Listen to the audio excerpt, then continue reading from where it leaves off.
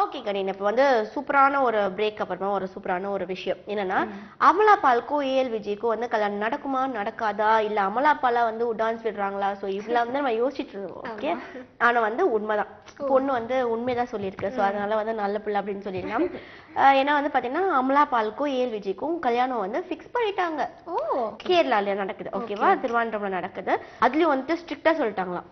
என்ன தெரியுமா, எங்க கேரளா முறைப்படி தான் வந்து மேரேஜ் நடக்கணும். அமலா பால் சொல்லிட்டாங்க இந்த மாதிரி நடக்கணும், நீங்க வந்து அப்படிதான் பண்ணணும் அப்படின்னு சொல்லிட்டாங்களாம். ஸோ அதனால நம்ம ஏஎல் விஜயும் வந்து ஓகே ஐ அக்செப்டட் அப்படின்னு சொல்லி பொண்ணு கிடைச்சா போதும் லவர் மாதிரியும் ஒத்துக்கிட்டாரு.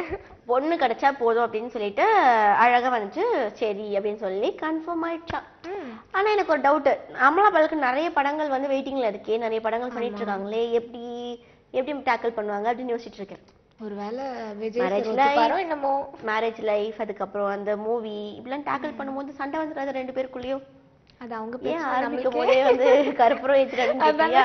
சோ வந்து இல்ல இருந்தாலும் எனக்கு தோணுது, ஆரம்பிக்கும் போதே வந்துட்டு சண்டை வந்துச்சுன்னா என்ன பண்றது, அதுக்கப்புறம் வந்து படம் போயிடும், டென்ஷன் ஆயிடுவாங்க, லைஃப் போயிடும்.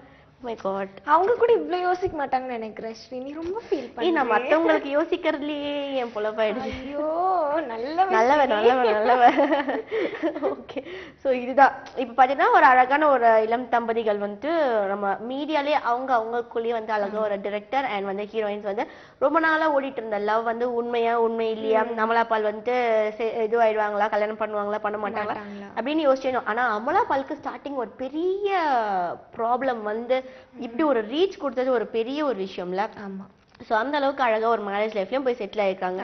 சோ காற்று இருக்கும் வரை தூத்துக்குள் அப்படின்னு சொல்லுவாங்க பத்தியா, அது இவங்களுக்கு கரெக்டா பொருந்ததுன்னு சொல்லிக்கலாம்.